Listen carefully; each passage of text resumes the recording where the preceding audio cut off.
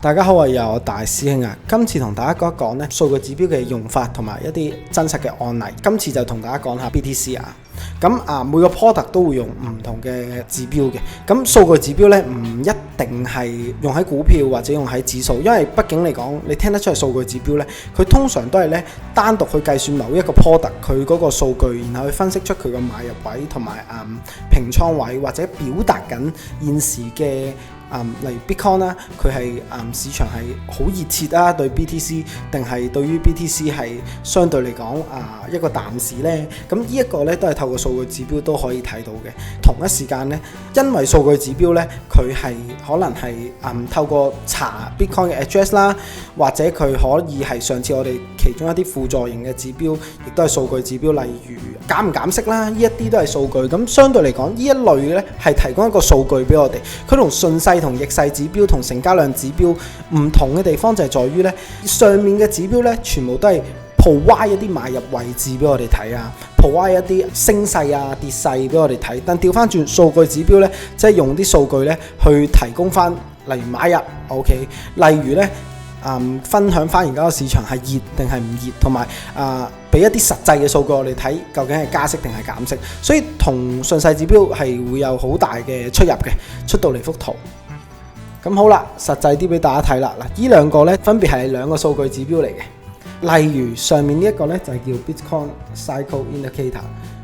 好，顧名思啦，你見到aggressive value 就係向上升嘅箭嘴，咁佢就係睇升，即係貴嘅啦，即係貴啦。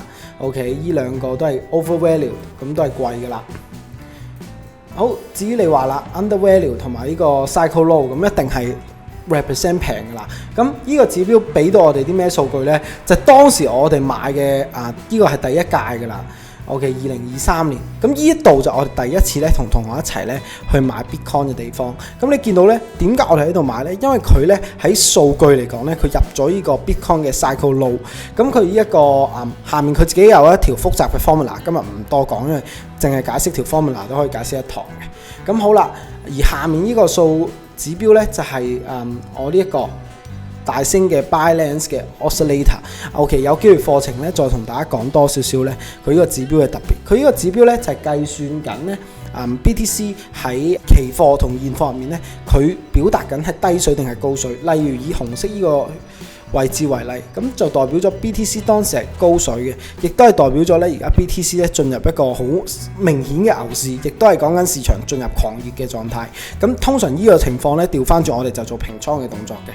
咁好啦，你會見到之後咧好快跌咗落去之後咧，市場嘅期貨又比現貨咧低水咗喎，咁就代表咗市場現時對 BTC 係偏睇淡嘅情況啦，亦都係你好似反映咗現時咁 BTC 跌到79,400蚊左右啦，咁就代表咗咧其實現時嘅 BTC 咧相對嚟講咧進入咗一個咧階段性嘅熊市，即係每一個高低位都會有啲淡市嘅情況嘅，咁好正常，咁亦都係代表咗呢一刻咧，相對於個頂位咧，其實係比較好嘅買入機會嚟嘅。調翻轉，好啦，咁呢個指標就係輔助我哋咧去分析現時 BTC 咧去到一個咩情況，平啊貴啊，係啦。咁當然啦，你翻到去，我建議你自己可以 study 一次個指標。好啦，去到綠色線買，去到綠色線買。